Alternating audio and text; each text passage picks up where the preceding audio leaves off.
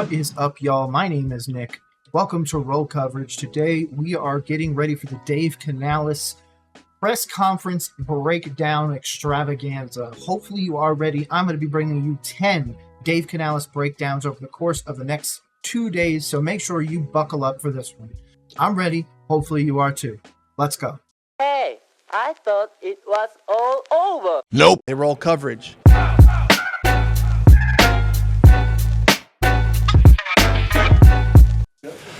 That was good. High flying energy. A lot of good speed out there. That's what we're looking for. We want to make sure, when we go for it and we're extending our periods, we take advantage with everybody running after the ball. So got to watch the film to make sure everybody was running. But it felt good. It felt like the energy was there on both sides.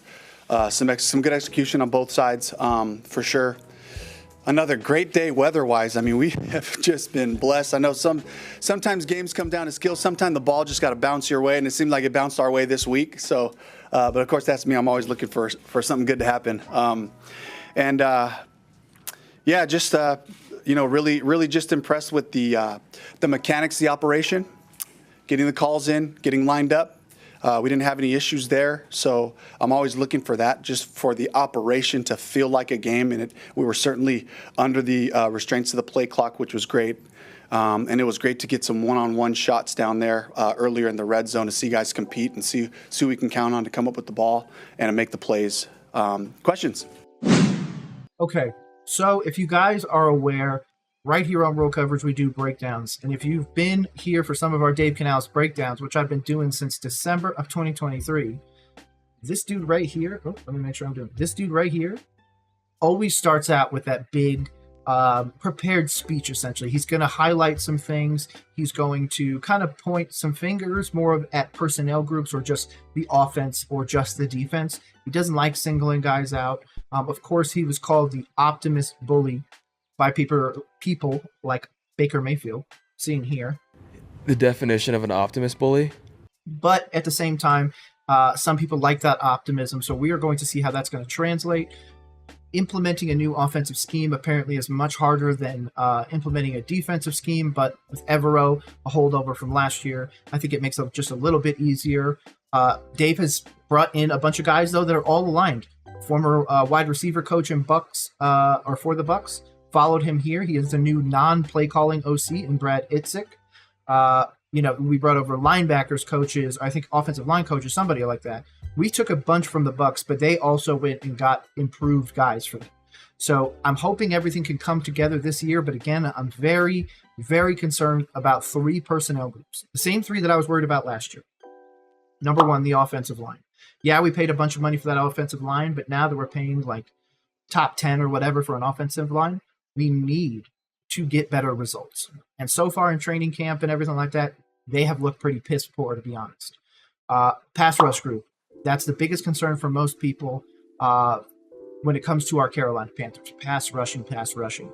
And I just don't feel like we're going to be good enough. It's going to be Jadeveon Clowney or bust in that department. And then, of course, our secondary. People are going to realize pretty quickly that we don't really have a pass rush, so I think we're going to get bombed on a lot. The secondary is going to have to really step up. We're going to be expecting guys like Boodle to really come out and give meaningful snaps really early, or a Chow Smith-Wade and stuff like that. And if you watch my other videos, I'm not very high on this draft class, so I think that's a big area of concern. And, of course, if Horn gets hurt again, then I don't really know what to do in that secondary group. People have talked about Stephon Gilmore, but I have my own personal thoughts about that I'll get some shit on. So we're going to wait for him to sign with the team before I say anything. But regardless, Dave has an offensive line that is all pushing in the same direction. Defense looks great, at least on the training camp field. Bryce is starting to get some rhythm from what people understand. And of course, the scheme is being more easily adopted. So I'm hoping this translates into our first game, which is happening this week. Super excited about that, and I hope you are too. Dave, with the wide receiver background that you have, we've made a lot about Deontay and Adam and even Leggett. But what are you seeing from the competition behind those guys over the last several practices? Man, you see Mingo, Terrace Marshall really showing who they are. David Moore, you throw the ball his way, he comes up with it. So I've really seen those guys come through, and when we can depend on them, so it's a really good room. It's a really good competition. Some different style of players. Amir making some nice plays today. So it's something that we're counting on, right? We talk about creating that competition and challenging every position, and that's exactly what we want. We want to make sure everybody's pursuing their best. They're not looking left and right. They're just focusing on their execution, and we're getting good execution out of those guys right now. It's interesting that he is asked specifically about Adam Thielen and Deontay Johnson, but yet immediately jumps to the guys who are on the bubble. The Terrace Marshall Jr., the Jonathan Mingo, the David Moore, who is a product of the Bucks, and Amir Smith-Marsette. Now, obviously, I think Amir Smith-Marsette makes the team as special teams 1, wide receiver 6, whatever you want to call it. That's his spot, no problem.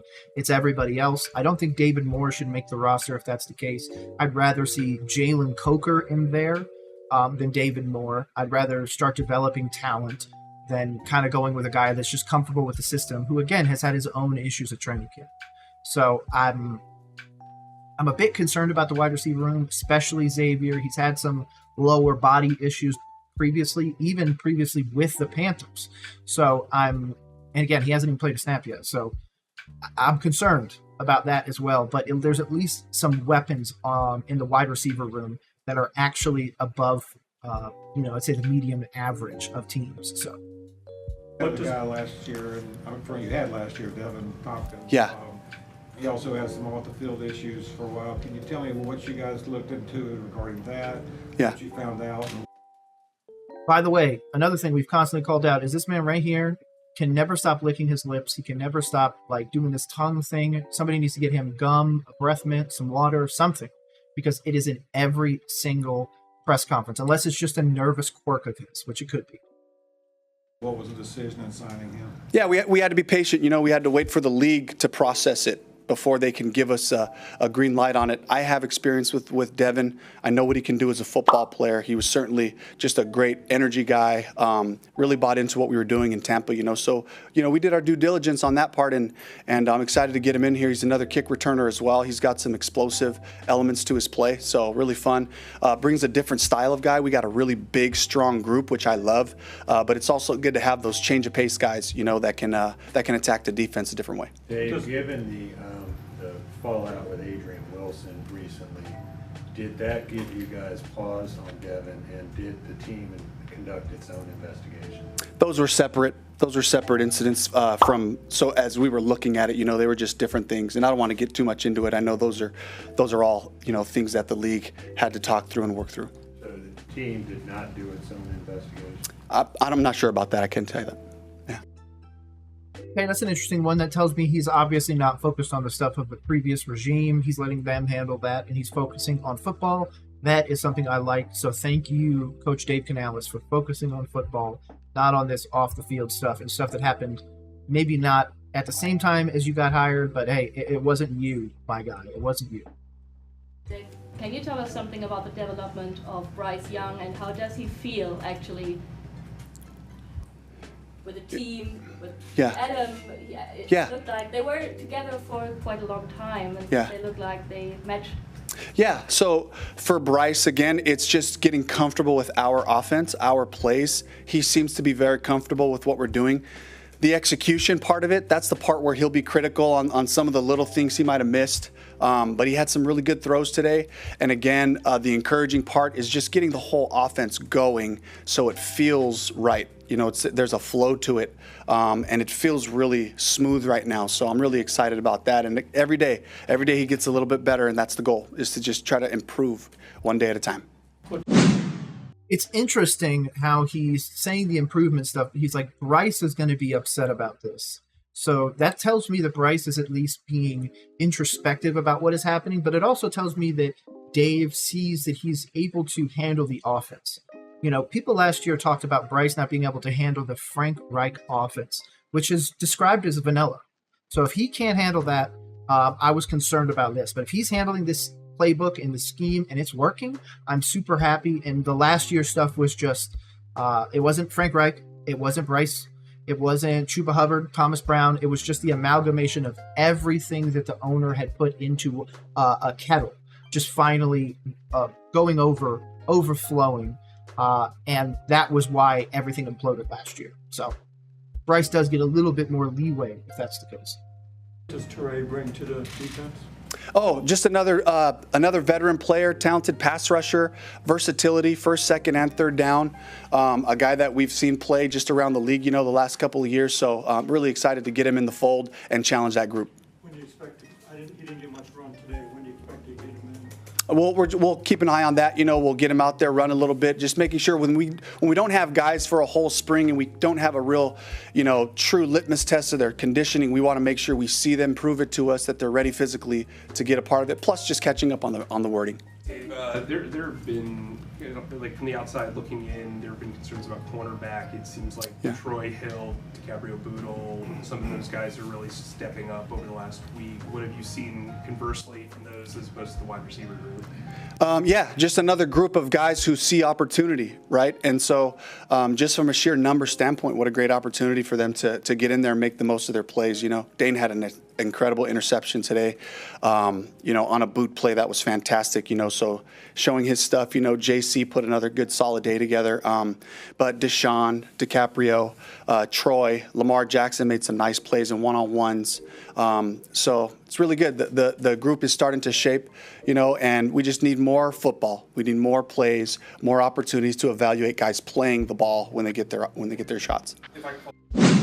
It's also one of those weird things. I'm not sure if, as a fan, you think about it too, but I do a lot as a Carolina Panthers fan, okay? This is our defense shredding our offense in certain scenarios and vice versa. So if our offense goes out there and can do this to our defense, yet goes out there versus, say, the Falcons and can't do it, and the Falcons can do it to us, that would be an immediate red flag in my head and say, we got some personnel issues or some skill issues, whatever it may be. And same thing with the offense. If the offense goes out against a pretty solid defense, it goes out there and moves the ball down the field. Okay.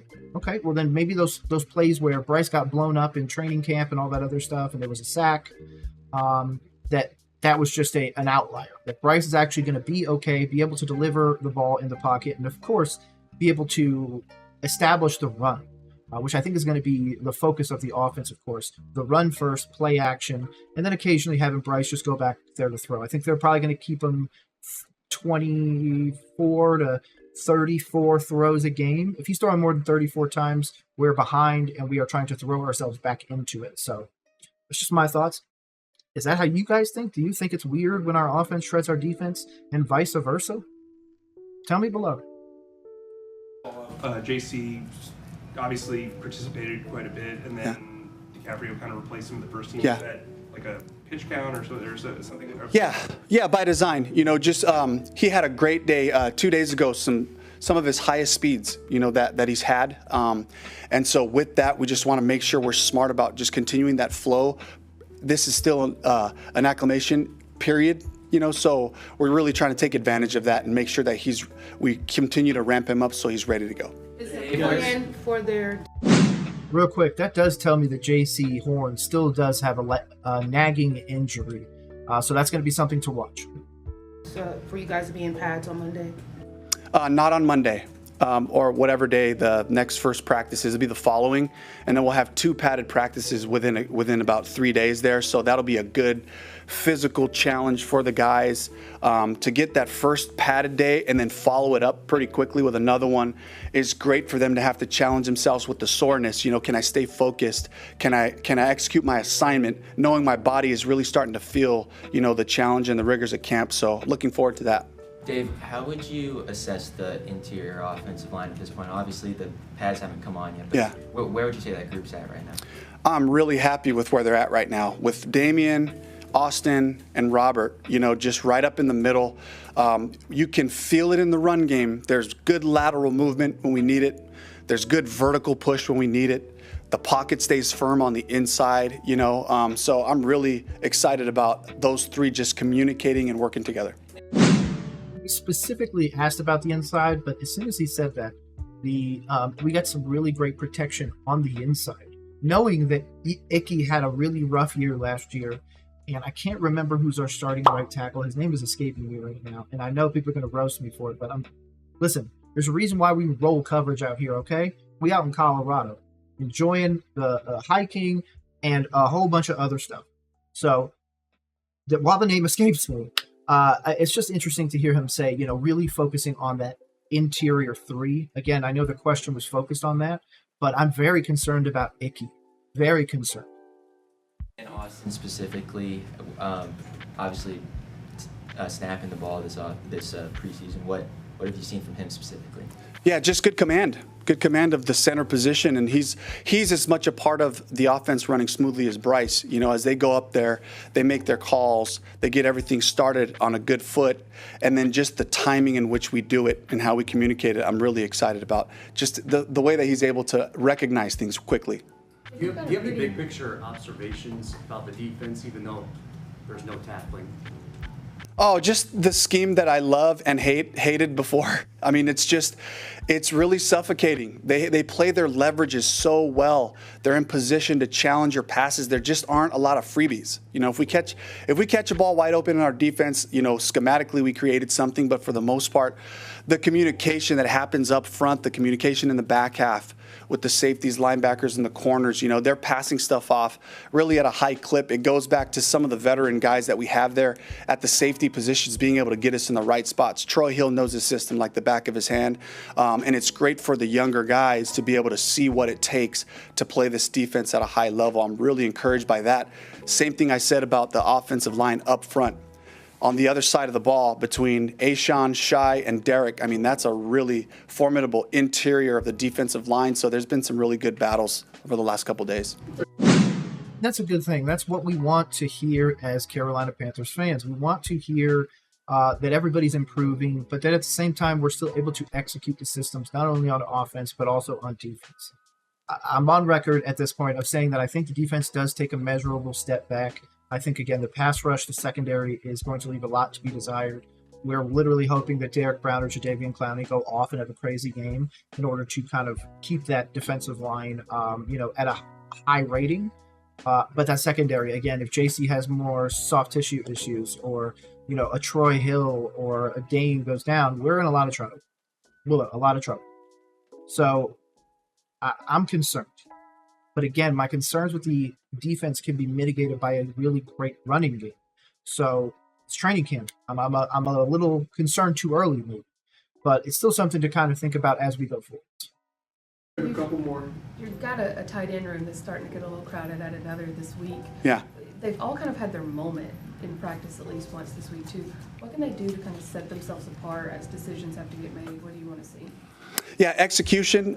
We put a lot on those guys' plate. I would say, quarterback definitely has the most. Tight ends probably right behind that because of their connection to the run game, pass game, and pass protection. So we really asked them to do a lot. So we're looking for that. Can we count on you with all the things that we're going to ask you to do? And then beyond that, when we get into situational football, third downs, when we get into our 2-minute drives, really looking to see who can be a viable target for Bryce, for Andy, as we get through camp and they get those opportunities, who's going to come up with those plays? Because that'll be a specialty spot, for somebody to be able to gravitate towards. So that's something that I've continued to stand on. I think that the best person we drafted and the most impactful for their rookie year will be Jatavian Sanders.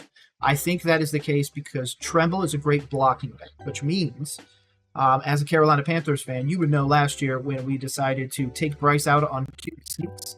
I think it's going to be something similar with Jatavian Sanders. Until he's able to get to a level where he is a good enough blocker in the NFL, I feel like on running plays, we're going to have Tommy Tremble out there. He might be able to skirt off occasionally for a pass, but if it's a passing play, something where the tight end is going to be a solid route, I absolutely expect Sanders to be in that spot. I expect him to be tight end one quicker than anybody else can be, position one that we drafted. So that's kind of where I'm at with Jatavian. At that position, bringing Franks in, is that an indication Tommy might be out for a little bit? It was the same like we talked about the other day with our plan. Is, if we're gonna get Tommy fully healthy, then we really had to shut him down. And with every positional group, the strength of the group is the number. So the minute one person goes down, while his 8 to 12 reps get distributed with the rest of the group. And so the tight end position in particular is a very physical position. And this is one that we always try to have about 6 guys as we go through camp, just so that we can have those legs and keep those guys strong and healthy to be able to stay out there. So that was a big part of it. And Felipe did a great job, in his workout. So he impressed us, and we're excited to see what he can do. Again, he's trying to make sure that people are staying healthy, but that tells me that he doesn't have a true blocking, receiving tight end that he loves.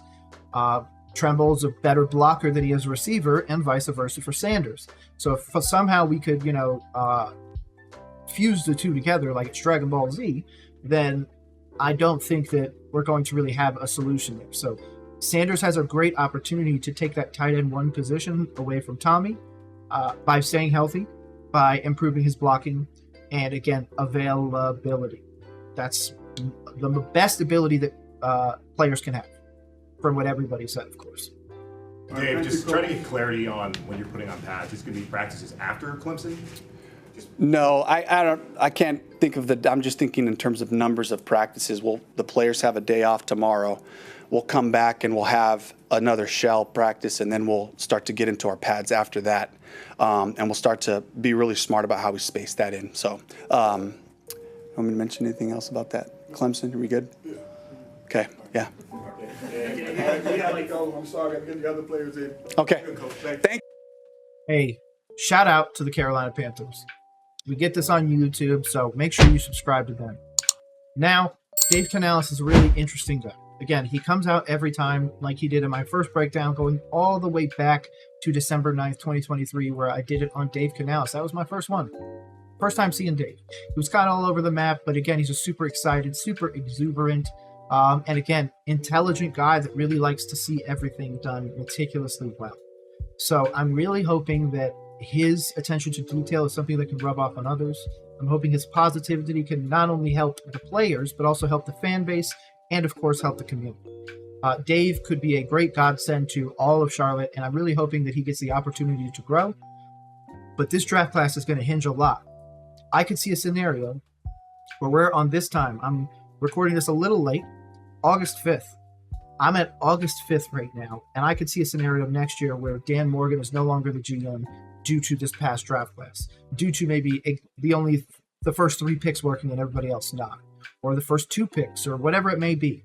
So I'm really, really concerned about this draft class. I'm concerned about how it's going to fit in. Wide receiver rooms, of course, crowded now. We might even lose a TMJ for a Moore. We might lose, a Jalen Coker for David Moore or something like that. And I don't feel like that's something we should do. We should keep the guys that we had, bring in Jalen Coker, and just build from there. But if you want to check out all the rest of the breakdowns, I'm doing a Dave Canales breakdown extravaganza. It's going to be like 7 to 10 breakdowns all in a row coming out between today and Wednesday. So make sure you subscribe. Make sure you check them all out. Playlist is below. My name is Nick. This is Row Coverage. Hopefully you're ready for a lot more soon. Have a great day, guys. Peace.